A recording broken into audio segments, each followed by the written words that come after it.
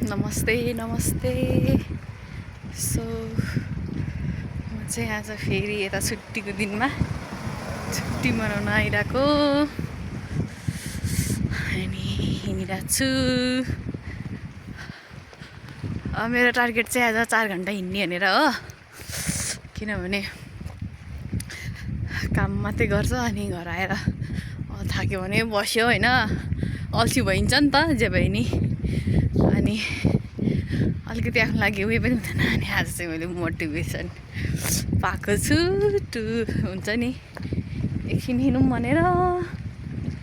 सबै समुद्र छ यहाँ, अहिले सिजन सक्यो हाम्रोतिर चाहिँ यो सी साइडमा, अनि विन्टर अलमोस्ट इन्टर भइसक्यो। बट के अरे अहिले चाहिँ घाम लगाइरहेको छ, बिहान बेलुका चाहिँ चिसो हुन्छ। अनि अस्तितिर चाहिँ बुरा चलेको थियो एकदम स्ट्रङ, आमामा यस्तो स्ट्रङ होइन, आमामा हावाले त मान्छे उडाएर नि कहाँ कहाँ पुग्ने हुन्छ जस्तो हावा चाहिँ यहाँ लाग्दैछ क्या। अनि लिटरल्ली कस्तो चिसो के टुभित्रै छु नि क्या आम्मा, है हाते पाठियो। अनि यस्तै छ जिन्दगानी, काम गऱ्यो आइयो होइन, काम गरेर पनि जस पाइँदैन। कहिले कहिले के हुन्छ क्या त्यो क्रोसियनहरूलाई के खाएर आएको हुन्छ कि तिनीहरूको घरमा केही प्रब्लम परेको हुन्छ होला, बिकज तिनीहरू अनसोसल पर्सन छ नि त अलिकति। हाम्रो नेपालीहरू बरु अलिकति फरवर्ड छ क्या यो कुराहरूमा, बिकज होइन हामी अलिकति हेल्दी लाइफस्टाइल उ गर्छ, यिनीहरू त स्मोकिङ ड्रिङ्किङ होइन, अनि कफी त्यो बाहेक त यिनीहरूको त त्यो लाइफ एक्सप्लोर गर्ने अनि इन्जोयमेन्ट त्यो बरु हामी नेपालीहरू नकल पारेर कता कता जाने कति है हाम्रो सुड्डीहरू कति गर्छ नि त।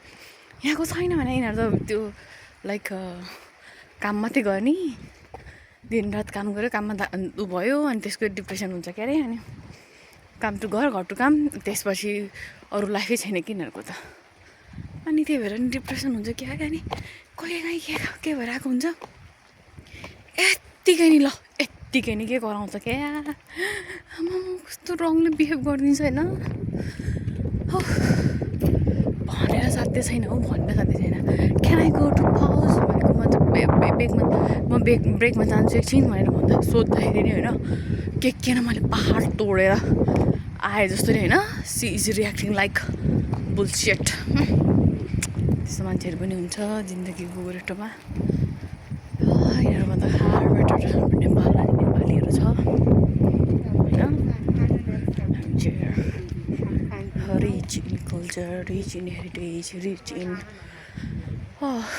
नेचर होइन। मन पनि हुँदैन क्या, बरु कति हेल्पफुल हुन्छ क्या नेपालीहरू त, लिटरली हेल्पफुल हुन्छ भाइ यिनीहरूभन्दा त। आमामामा यिनीहरू के समुद्रमा गऱ्यो, डुबुल्की माऱ्यो, जिजस क्राइस्ट भन्यो, न केही पाप धर्मको उ गर्छ न केही भ्यालुसन हुन्छ। बरु नेपालमा त डिफ्रेन्स त छ नि त। अब जो धर्म कर्ममा विश्वास गर्ने उनीहरूको छुट्टै सान हुन्छ, जो अब मङ्गोलियनहरूको उनीहरूको छुट्टै उस हुन्छ। अब आफ्नो संस्कार संस्कृति भन्यो आमा बाबाहरूको उठाउनुपर्छ भनेर हुन्छ नि त।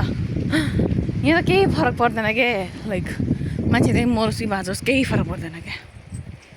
यस्तै छ जिन्दगानी, त्यही भएर नेपालीहरूलाई एकदम मान्छ होइन।